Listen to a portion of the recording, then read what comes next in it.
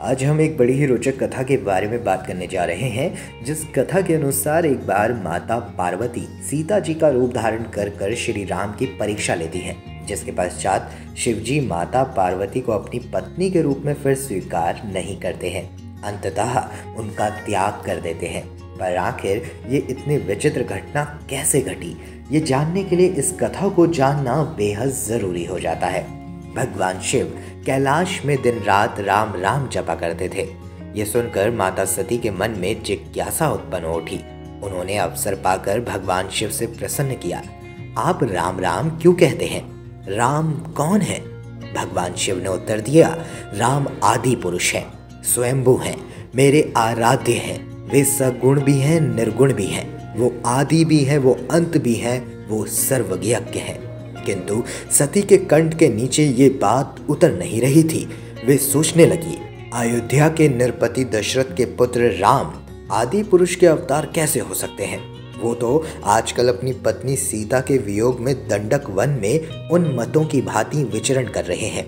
वृक्ष और लताओं से उनका पता पूछते फिर रहे हैं। यदि वे आदि पुरुष के अवतार होते तो क्या इस प्रकार आचरण करते? सती के मन में राम की परीक्षा लेने का विचार उत्पन्न हो उठता है और वे सीता का रूप धारण करके दंडक वन में जा पहुंचती हैं और राम के सामने उपस्थित होकर राम से कहती हैं, मेरे स्वामी, आपकी खोज अब खत्म हुई। आपकी सीता आपके सामने है। बाबा विश्वनाथ महादेव की कृपा से हम पुनः मिल गए। तब भगवान राम ने माता सती को सीता के रूप में देखकर पहचान लिया और प्रति उत्तर में बोले, हे माते, आप मेरी परीक्षा लेने यहाँ आई हैं। चलिए, इसी बहाने मुझे माता आपके दर्शन का सौभाग्य तो प्राप्त हुआ। फिर माता सती को हाथ जोड़कर नमन करते हुए भगवान श्री राम ने प्रसन्न किया, पर क्या आप अकेली ही आई हैं? मेरे आराध्य मेरे बाबा विश्वनाथ महादेव नहीं आए क्या?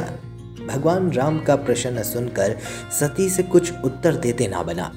वे अदृश्य हो गई और मन ही मन पश्चाताप करने लगी कि उन्होंने व्यर्थ ही राम पर संदेह किया।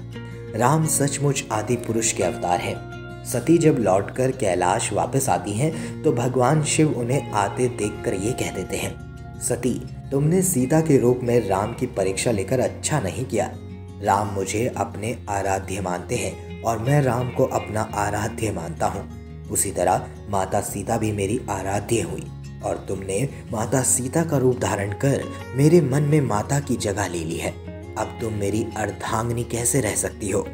इस जन्म में हम और तुम अब पति और पत्नी के रूप में नहीं मिल सकते हैं। शिवजी का यह कथन सुनकर सती अत्यधिक दुखी हो गई, पर अब क्या हो सकता था? शिवजी के मुख से निकली हुई बात असत्य कैसे हो सकती थी? शिवजी इतना बोलकर समाधिस्थ हो गए। सती दुख और पश्चाताप की लहरों में डूबने लगी।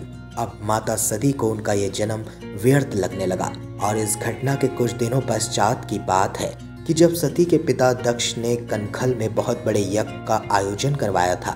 उन्होंने यज्ञ में सभी देवताओं और मुनियों को आमंत्रित किया था, किंतु शिवजी को आमंत्रित नहीं किया था क्योंकि उनके मन में शिवजी के प्रति ईर्ष्या थी। सती को जब ये ज्ञात हुआ तो वो अपने पिता के यहाँ पहुँचती है। उनसे प्रश्न करना शुरू करती हैं कि प्रति उत्तर में दक्ष ने शिव का भरी सभा में अपमान करना शुरू कर दिया।